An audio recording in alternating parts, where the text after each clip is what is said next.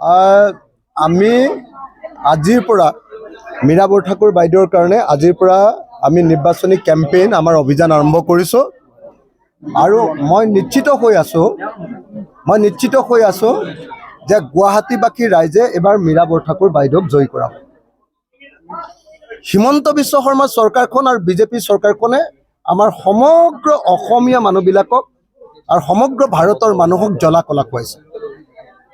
বস্তুৰ মূল্য বৃদ্ধিৰে জ্বলা কলা খুৱাইছে, আইনৰ শাসনৰ পৰিৱৰ্তে গুণ্ডাগিৰিৰ শাসনেৰে জ্বলা কলা খুৱাইছে, পাহাৰৰ মানুহবিলাকক আকৌ জ্বলা কলা খুৱাইছে মাটিৰ প্ৰিমিয়াম।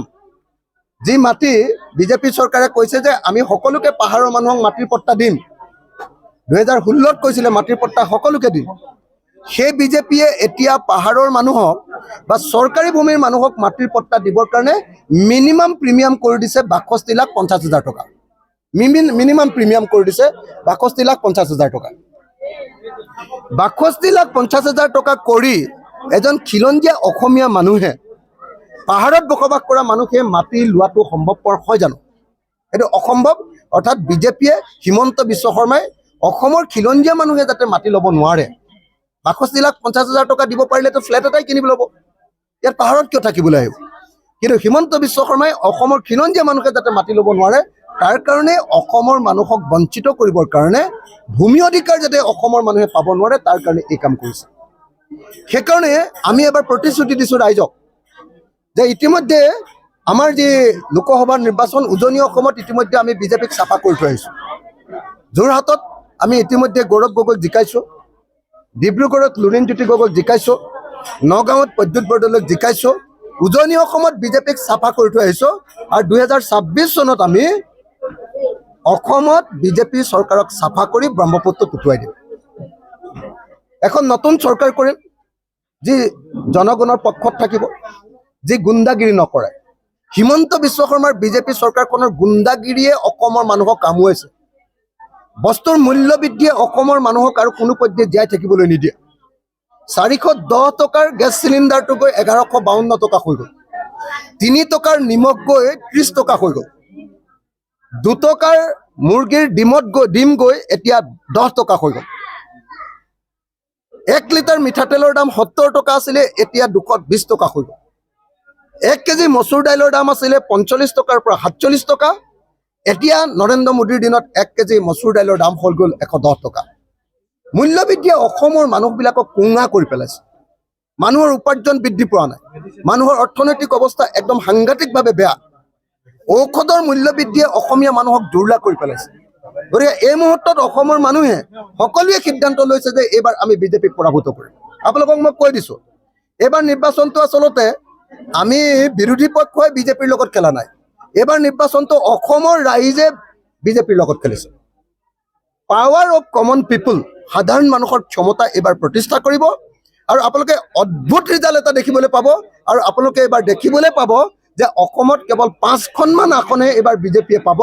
14খনৰ ভিতৰত 14খনে পাম বুলি কৈ আছিলেতো, 14খনৰ ভিতৰত মাত্ৰ 5খনমান আসন পোৱাৰ চান্স আছে। বাকী আটাইবিলাকতে আমি বিৰোধী পক্ষ জিকিম। ৰাইজে আমাক আশীৰ্বাদ দিছে, ৰাইজে আমাক মৰম কৰিছে, ৰাইজে সিদ্ধান্ত লৈছে যে বিজেপিক হৰুৱাব। আৰু সেইকাৰণে মই আশা কৰিছোঁ যে গুৱাহাটীতো মীৰা বৰঠাকুৰ বাইদেউ এইবাৰ জিকিব। বিজুলী কলিতা মেধিক আমি নাম কেতিয়াও শুনা নাই।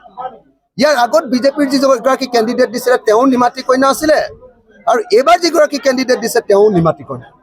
তাৰ বিপৰীতে মীৰা বৰঠাকুৰ বাইদেউ হ'ল অসমীয়া মহিলাৰ এটা সাহসিকতাৰ প্ৰতীক।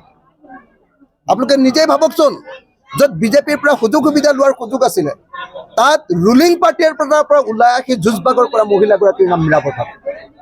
আজি মীৰা বৰঠাকুৰ হ'লে আমি সকলোৱে জানো যে মীৰা বৰঠাকুৰ হ'লে সংসদত দপদপাই থাকিব পাৰি, কিন্তু বিজুলী কলিতা মেধিৰ নামটোতো মই আজিলৈকে গুৱাহাটীতে ইমান বছৰ থাকিলোঁ মইতো কেতিয়াও শুনা নাই।